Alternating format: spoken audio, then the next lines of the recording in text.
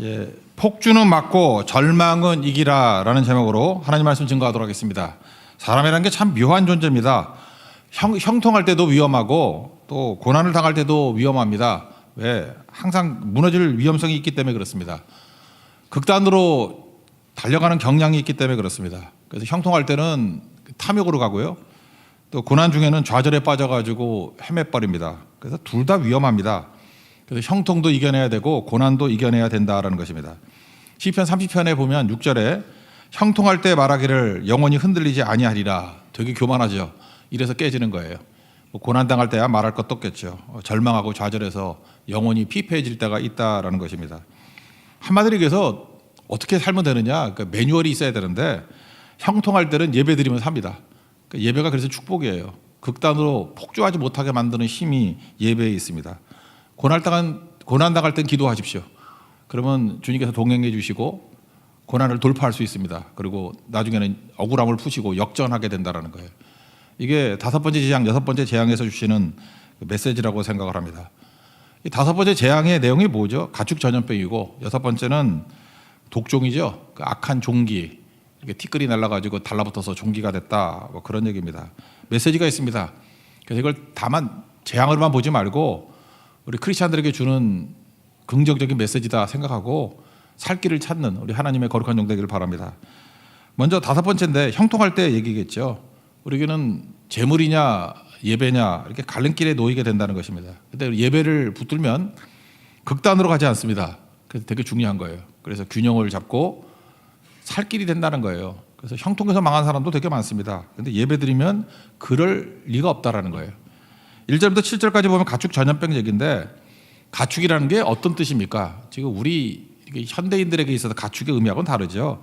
그러니까 지금식으로 얘기하면 재물입니다. 재산 이런 거예요. 우리 창세기 앞부분에 나오죠. 창세기 13장에 보면은 아브라함의 목자와 롯의 목자가 다퉜다. 왜 다퉜습니까? 그 사실 재산 다툼이다 그런 뜻이거든요. 그러니까 가축 때문에 싸우는 게 아니고 재산 때문에 싸웠다 이렇게 생각하면 정확하다는 것입니다. 그러니까 가축이라고 말하는 것은 지금 21세기 우리로 본다 그러면 뭐 좋은 아파트, 뭐 슈퍼카, 뭐 부동산 보석, 뭐 재산 목록 1호 이런 것들이라고 해요. 그런 거 추구하는 것 아니면 예배 추구하는 것 이게 부딪히게 된다라는 것입니다. 3절 읽겠습니다. 그런 관점에서 3절 읽어보자고요. 시작. 여호와의 손이 들에 있는 내 가축 곧 말과 나귀와 낙타와 소와 양에게 더하리니 심한 돌림병이 있을 것이며 여기 대표적인 뭐 소 같은 거 하나 예를 든다 그러면 아피스라는 신을 섬겼어요. 소신 그러니까 재물신이죠. 지금도 이렇게 뉴욕이라든지 뉴욕 증권가 월스트리트 이런 데 가보면은 황소상이 있더라고. 그리고 시카고에도 있던데 이렇게 도시에 가면은 황소들 뭐 여기 살다 오신 분들이 있지 않습니까? 이쪽에 뭐죠? 현금 캐시플로우가 좋은 걸 갖다가 황소라 그러잖아요. 카우라고. 그래서 돈을 염원하는 거예요. 부를 염원하는 거.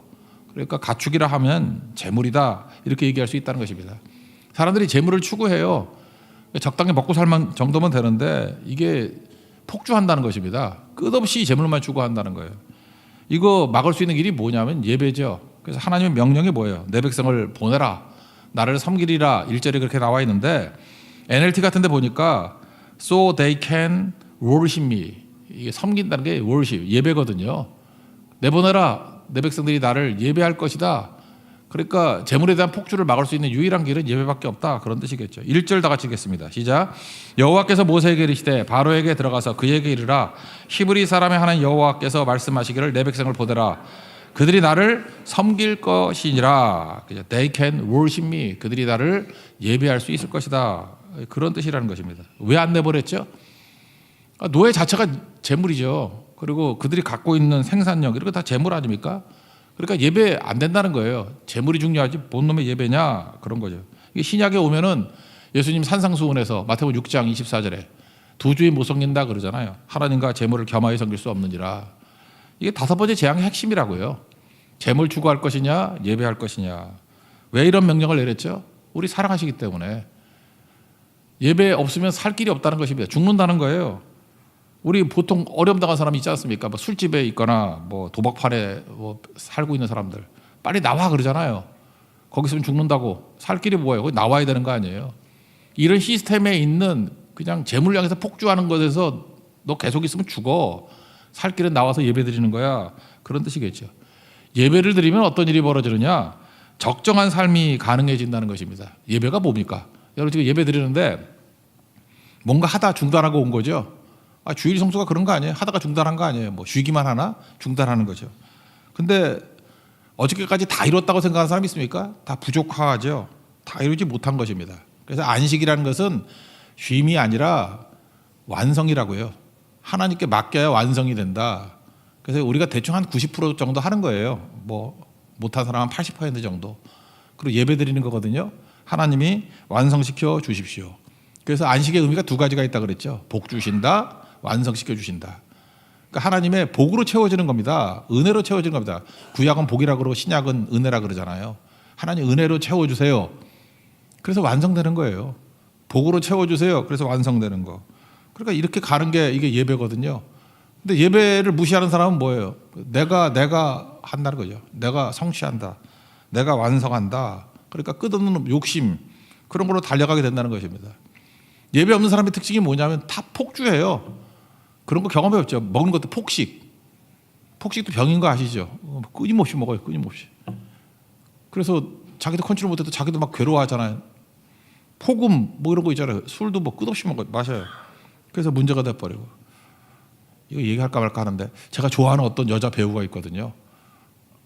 이름은 얘기 안 할게. 근데 최근에 나는 이렇게 건강한 여자 배우가 좋아요. 건강한 이렇게 막 폭력물에도 막 나오고 하는 그런 배우인데 얼핏 보니까 이렇게 팔에다가 조그만 문신이 하나 있었더라고요. 나는 문신을 싫어하지만 그래도 뭐 저 정도 봐줄 말 조금 했어요. 요게 요만했던 거. 이번에 좀 인기가 올라가고 했더니 이번에 왔더니 문신을 한 10배는 해놓은 것 같아. 내가 배경을 보니까 어렸을 때 어렵게 살았대. 이렇게 멘탈이 간 거예요. 폭주죠, 폭주. 문신 별로 안 좋지만 그래도 여기 조그만 거 있을 때는 봐줄만 했어. 지금은 이게 미친 거 아니야? 이런 생각이 들어요. 그죠? 내가 볼 때 누구도 좋아하지 않는 것 같아. 왜 그래요? 정신이 마귀에게 빼앗긴 것 같아. 그죠? 그래서 내가 볼 때 그거 망친 일이야. 그 기도해서 지우라 그래야겠어. 지울 수 있는지 모르지만.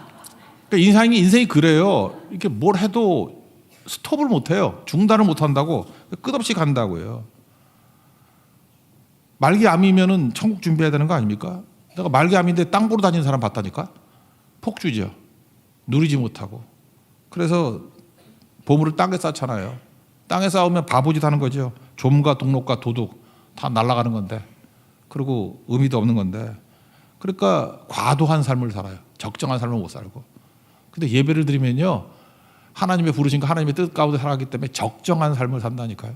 그래서 풍요로워지고 진짜 인생을 산다는 거예요. 저는 그 극대화 뭐 이런 것보다도 적정이라는 단어가 참 좋은 것 같아요. 요즘에 기술도 적정 기술이라는 말을 많이 쓰더라고. 요즘에 휴대폰 잘 안 바꾸죠.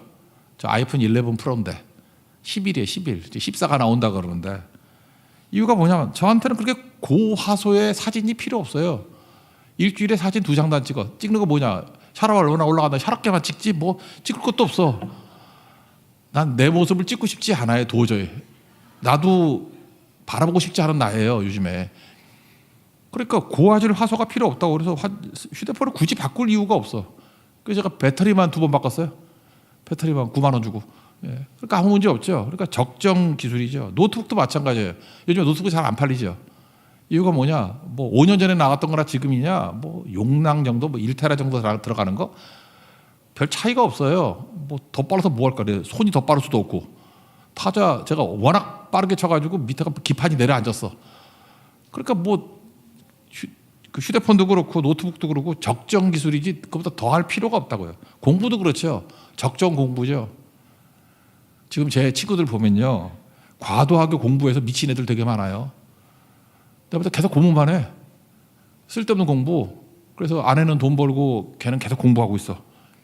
그래서 막 미치겠다. 이혼 직전이야 지금. 적정하게 공부하고 나가서 일을 해야 될 생각을 하는데 공부도 재밌는가 봐. 이렇게 과도하게 공부할 때. 영어도 마찬가지죠. 적정 영어. 뭐 영어로 살지도 않을 건데 뭐 하래요. 요즘에 그래서 학교에서도 영어 이렇게 뭐 패스만 하면 된다면서요. 그래서 영어가 대학 입시에도 별로 중요하지 않다 그러잖아요. 되게 생각 잘한 거예요.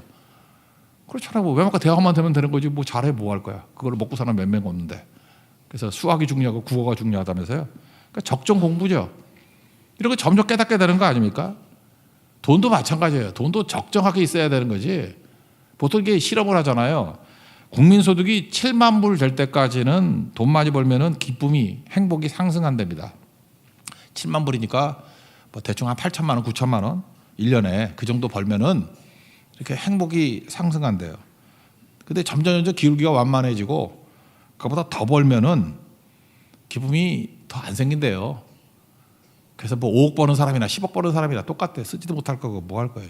100억 있는 사람이나 1000억 있는 사람이나 숫자 차이지 그걸로 행복이 더 늘지는 않는 거예요. 다른 걸로 채워져야 된다는 것입니다. 그럼 바보짓이죠. 그런데도 불구하고 극대화시키려고, 소득을 극대화시키려고. 아니죠. 적정화하는 거죠. 꿈 가지고 살아야 됩니다. 꿈이 뭐라 그랬어요? 하고 싶은 거. 그래서 하고 싶은 걸 물어봐야 돼요. 근데 잠깐만 사람들은 도구를 하고 꿈으로 착각을 한다니까요. 또 꿈이 뭐냐 그러면 건물주래. 아 그건 도구잖아요. 도구. 그죠? 목표고 도구잖아요. 건물주가 되는 도구. 그래서 건물주가 돼서 뭐 하려고? 선교하고 싶대요. 그럼 지금 못해? 그러네 그러더라고요. 그렇잖아요. 건물주가 돼서 뭐 할 거예요? 뭐 넉넉히 한다고 넉넉히 굳이 한다고 지금 못하나? 조금 하면 되잖아. 그렇게 도구에 불과한 건데 그거를 꿈이라고 착각을 한다라는 것입니다. 꿈이 뭐냐? 회사 임원 되는 거. 그게 왜 꿈이에요? 도구지. 그래서 전무가 되고 상무가 되고 난 다음에 뭐 할 거냐? 사장이 돼서 뭐 할 거냐? 말을 못해. 그러니까 문제가 되는 거죠. 그러니까 하나님 앞에서 우리가 가질 게 뭘 하고 싶으냐? 그게 중요한 거예요. 하나님 내게 주신 부르심이 뭐냐? 그러면 이런 도구들은요 나중에 채워주시는 거겠죠. 근데 우리는 도구를 꿈으로 착각해가지고 이상한 행동들을 한다는 것입니다. 그래서 지금도 잠깐 물어봐야 돼요. 저도 지금 하고 있는 게 위시리스트를 쓰고 있어요. 내가 뭘 원하나. 보니까 이미 다 가졌더라고. 전 제일 하고 싶은 게 뭐 예배드리고 기도하고 선교하고 저 하잖아요. 뭐가 더 필요할까? 우리 딸들이 뭐 이렇게 선물 뭐 사주겠대. 뭐 생일 이제 다가온다고. 그래서 뭘 갖고 싶으냐 그랬더니 알긴 알더구만. 갖고 싶은 게 없겠지만 혹시 있으면. 그래서 위시리스트를 썼는데 정말이에요. 하나도 갖고 싶은 게 없는 거예요. 그래서 굳이 생각하니까 막 짜냈어요. 그것도 한 30분 짜냈더니 나이키에서 나온 파리 생제르맹 폴로티 그걸 내가 사고 싶었어. 비싸지도 않아요. 7만 원밖에 안 해. 근데 지난번 현대백화점 그 꼭대기에 갔더니 나한테 맞는 사이즈가 없어. 나는 좀 넉넉하게 입으니까 110짜리 없더라고. 다 팔렸어. 그래서 그거 혹시 구할 수 있으면 뭐 이 정도? 아, 없어도 말고 뭐 그렇게 썩 좋아도 안 해요. 그리고 또 피어난 게 뭔가 했더니 저 맨날 세수 비누로만 했거든요. 근데 지난 대만 선교 가가지고 비누 좀 하나 사오라 그랬더니 우리 안 장로님이 센카 퍼펙트 피비인가 그거 사왔어요. 알죠? 그 일본에서 나온 거 그거 싸구려. 그거 했더니 피부가 좀 좋아지는 것 같아. 부들부들해지는 것 같아. 그거 우리 한국에서 비싸게 팔아야 4,000원인가 5,000원밖에 안 해. 그죠? 그거 말고 내가 아무리 찾으려고 해도 없더라고. 제가 요 앞에 가가지고 올리브영에서 선블락을 하나 샀거든요. 약점이 있어. 그거 바르고 또 딴 걸 또 바르래. 아, 난 2번 바르는 게 너무 싫거든요. 그래서 올인원 뭐 없나. 그래서 제가 잠시 기도를 했어요. 하나님, 내가 필요한 게 이거밖에 없는데 선블락 올인원. 그 다음날 어떤 집사님이 나한테 사다 줬는데 랩 시리즈 올인원 사다 줬어요. 기도의 응답이잖아요. 그죠? 뭐 얼마 안 할 거야 그거. 이제 없어요 진짜. 갖고 싶은 게 하나도 없어. 아무것도 넘치게 있어요. 그렇게 하고 하는 건 하면 되는 거죠. 나 백화점 가가지고 아무거나 집어가라 그래도 그냥 빈손으로 나올 거야. 갖고 싶은 게 하나도 없어. 그런 거죠. 그러니까 인생의 꿈이 뭐예요? 하나님께 나를 부르셔서 할 수 있는 거 그거. 그리고 필요한 거 그 도구잖아요. 왜 도구를 갖고 꿈이라고 그러냐고. 그러니까 하나님 앞에 예배 드리면 다 할 수 있는 거예요. 그리고 쓸데없는 시간 낭비하지 않고 집중할 수 있고. 물론 목사기 때문에 뭐 이렇게 많이 만나지 않으니까 그런 것도 있겠죠. 성도도 마찬가지예요. 예배 드려 보십시오. 그럼 절대로 폭주하는 인생, 극단으로 가는 인생 그거 없다라는 것입니다. 하나님 앞에서 가축 먹는데 인생 파는 어리석은 인생이 아니라 예배를 통해서 하나님이 꼭 필요한 거 주신다니까. 그걸 뭐래요? 적정한 삶. 예배가 가능하게 만듭니다. 그래서 후회 없는 인생 사는 하나님의 거룩한 종 되기를 바랍니다. 그 다음에 6번째 재앙은 뭐냐? 이거는 독종인데 악한 종기. 이 고난이죠. 고난 당할 때 하나님 앞에 기도하면 동행이 고난 중에 동행이 가능하고 또 억울하잖아요. 억울함을 풀어주시고 역전이 된다는 것입니다. 이게 좀 설명을 해야 되는데 화덕에 재가 있잖아요. 재를 이렇게 하늘로 이렇게 뿌리래. 양손 잡고 이렇게 팍 뿌리면 이 재가 막 날아갈 거 아니에요. 날아가는 게 붙으면 다 악성 종기가 돼버린대. 뭐 읽어봅시다. 그래서 화덕의 재가 제일 중요한 개념이에요. 8절 9절입니다. 시작. 여호와께서 모세와 아론에게 이르시되 너희는 화덕의 재 두 움큼을 가지고 모세가 바로의 목전에서 하늘을 향하여 날리라. 그 재가 애굽 온 땅에 티끌이 되어 애굽 온 땅의 사람과 짐승에게 붙어서 악성 종기가 되리라. 나는 이거 읽으면서 화염병이 생각났어. 화염병. 제 또래 때는 화염병을 많이 만들었거든. 여러분은 안 만들었겠지만 전 만들었었거든. 죄송합니다. 하여튼 화염병 만드는 거 알아요. 병에다가 이거 가르쳐도 되나? 나 잡혀가는 거 아닌가 모르겠다. 병에다가 휘발유 반에 신나 반을 집어넣어요. 그리고 헝겊으로 막고 그냥 던지면은 불만 확 붙고 그만 꺼져버려. 휘발성이 강해가지고. 그래서 이게 어디 달라붙어가지고 오래 타게 만들기 위해서 아이디어를 짜는데 제일 좋은 게 설탕이야. 설탕을 넣잖아요. 그러면 탁 던지면은 설탕이 딱 달라붙어가지고 이렇게 계속 타. 근데 설탕도 한계가 있어. 더 좋은 건 뭔지 알아요? 스티로폼. 그거 이렇게 신나에 넣어가지고 녹여야 돼. 부셔가지고 막 부셔가지고 하면 그게 달라붙으면 계속 타. 나는 악성 종기가 딱 그 생각 나더라고. 화염병 생각 나더라고. 이렇게 티끌을 막 날리면 이게 가다가 달라붙는데 화염병이 이렇게 달라붙어서 불이 붙거든요. 똑같아요. 그래가지고 종기가 생기는 거야. 악성 종기. 그렇게 사람이 살겠냐고. 근데 이게 무슨 뜻이냐면은 이스라엘 백성들이 가장 고통스러웠을 때의 기억이 있죠. 그게 뭐냐? 화덕과 풀무라고. 우리 앞부분에서 기억나죠? 바로 왕이 히브리 노예들을 고통스럽게 하려고 풀어달라 그랬더니 벽돌 만들라 그랬죠. 그 벽돌에 지푸라기를 해야 돼. 지푸라기도 안 주면서 벽돌 만들라고. 그러니까 히브리 노예들이 맨날 하던 일이 뭐예요? 화덕 앞에서 벽돌 굽는 일이에요. 옛날에는 보호 장구가 있었겠어요, 없었겠어요? 없죠. 그러니까 막 뜨거운 데 가가지고 화상도 있고 아마 히브리 사람들 보면 여기 얼굴이 익어 있든지 또 이렇게 튀어가지고 여기저기 화상 자국이 있을 거라고. 그래서 화덕이라는 거, 화덕과 풀무, 이게 이스라엘 백성들에게 최고의 충격이고 고통이고 아픈 기억이에요. 눈물과 슬픔의 기억이라고. 그래서 성경을 보면요. 그 신명기 4장 20절에 보면은 신명기는 그 후세대들에게 주는 말씀 아니에요. 회상하면서 광야 40년을 회상하면서 이렇게 얘기합니다. 4장 20절이에요. 너희를 쇠 풀무불 곧 애굽에서 인도하여 내사 이런 말씀이 나와요. 그러니까 애굽을 어떻게 묘사했어요? 쇠 풀무불의 나라예요. 그러니까 애굽하고 생각나면 지긋지긋하다는 거예요.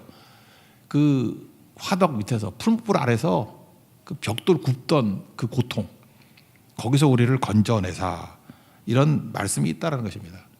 그때 그들이 했던 일이 뭐예요? 부르짖었죠. 출애굽기 2장 23절 보니까 고된 노동, 이 화덕과 풀무에서 고된 노동으로 말미암아 탄식하고 부르짖었더니 그 기도가 하나님께 상달된지라. 그러니까 고난 중에 이스라엘 백성들이 했던 일이 무엇입니까? 부르짖었어요. 기도했어요.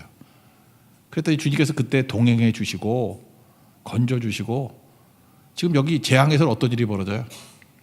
그 화덕에 있던 재가 그게 그들의 고통의 산물이었거든. 그게 날아가서 그들을 괴롭히던 사람들에게 달라붙어서 악성 종기가 되더라. 억울함을 갚아 주시더라. 그런 거죠.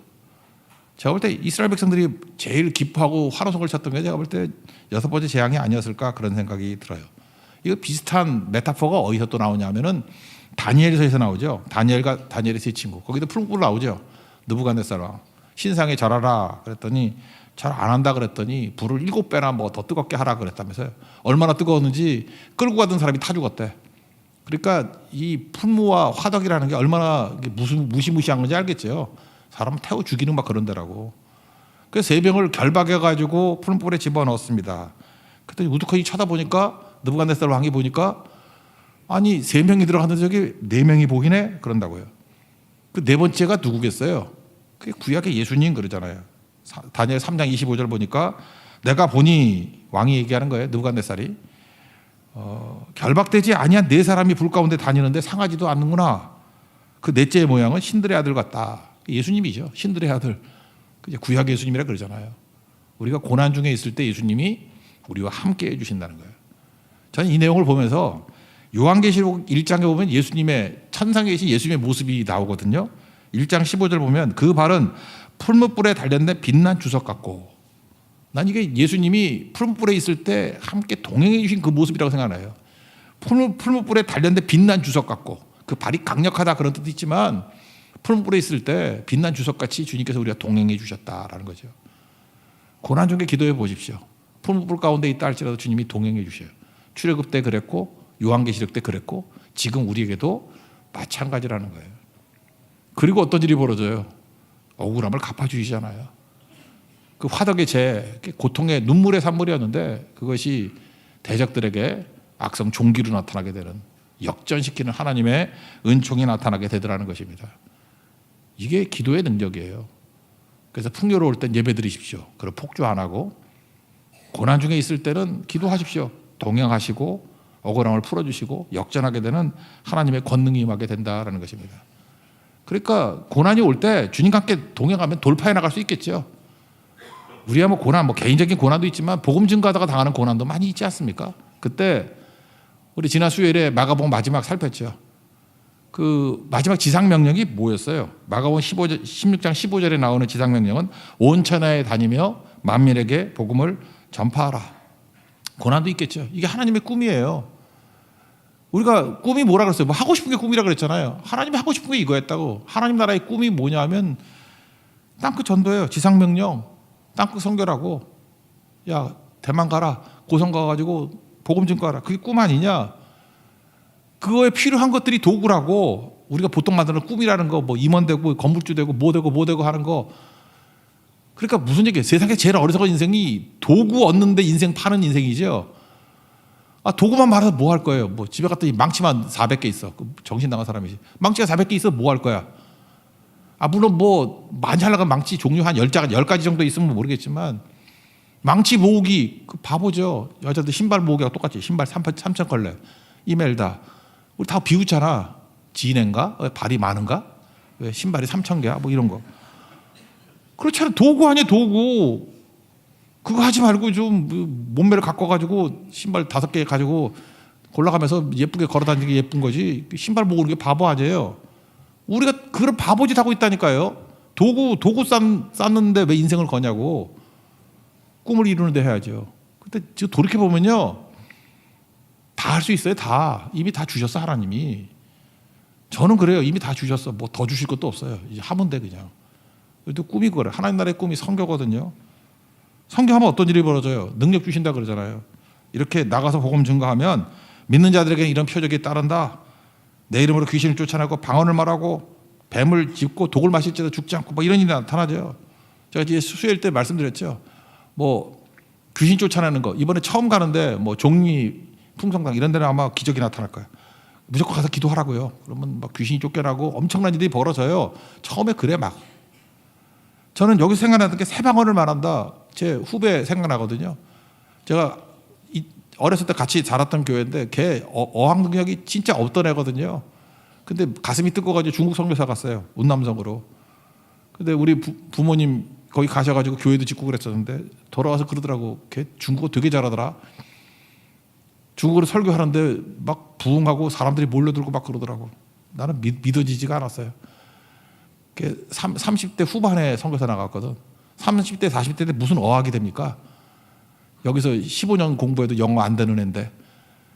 근데 하나님께서 새 방언의 능력을 주셨는가 봐요. 그러니까 너무 부흥해서 운남성에서 추방당했어요.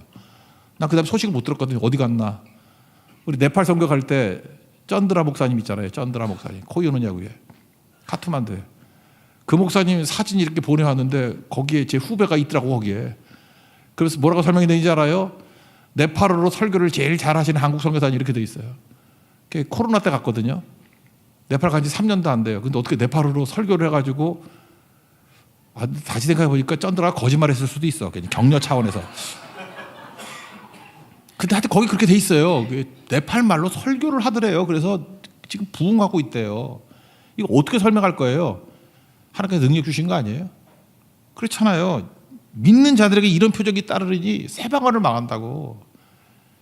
여러분 지금 영어 잘 못하고 이런 사람 있으면 그냥 성교지 떨어뜨려 놓으면 막 터져나갈지도 몰라. 하나님께서 은혜와 능력을 주시면 이게 가능해진다라는 것입니다. 이게 되게 중요한 거죠. 우리 맨날 그 정신력 그러잖아요. 정신력보다 중요한 것은 실행력이에요. 실행력. 정신력 갖고 되는 거 아니에요. 실행력이 중요한 거지. 실행력이 실력이에요. 행자만 빼보세요. 실행력이 실력이지. 정신력이 실력이 아니라 실행력이 실력이에요. 실행해보라고요. 그러면 실력이 생겨요. 하나님께 능력과 은혜를 주시고 권능 가운데 서게 된다는 것입니다. 그래서 말세에 보면 맨날 이 말 갖고 다 하잖아. 그러니까 뭐라고 얘기를 해요? 경건의 모양은 있지만 경건의 능력을 부인하는 자들이라고. 또 고린도전서 4장 20절에 보니까 이런 말씀이 있죠. 하나님의 나라는 말에 있지 아니하고 능력에 있다고. 그 능력이 어떻게 생깁니까? 맨날 앉아가지고 능력 달라 그러면 주시나요? 실행력에 있다니까요. 현장에 나아갈 때 능력 주신다는 거예요. 능력을 체험하고 싶습니까? 현장으로 가십시오. 성교 현장으로 가시라고. 그럼 하나님께 능력과 은혜를 주신다는 거예요. 옛날에 그런 말이 있었죠. 마인드 컨트롤. 정신력이 중요하다. 마인드 컨트롤. 그러니까 뭐 굳이 콩고리치 같이 말을 한다면 마인드 컨트롤 바디. 마인드가 바디를 컨트롤한다고 이런 개념 아니에요. 아닙니다. 반대로 가야 돼요. 바디 컨트롤. 바디 컨트롤 마인드. 오히려 우리 몸이 마인드를 움직일 수 있다. 이거 잊지 마십시오. 하나님께서 우리에게 주셨던 부르심이 있을 때 순종하고 나아가면 그때 바디 컨트롤 파워. 그죠? 바디가 우리 모든 것들을 다 컨트롤할 수 있는 파워가 생긴다는 거예요. 우리 정신까지도. 그런 은혜와 능력을 체험할 수 있는 하나님의 거룩한 종 되기를 축원합니다. 예, 자리에서 일어나겠습니다. 아무도 예배하지 않는 찬양하겠습니다.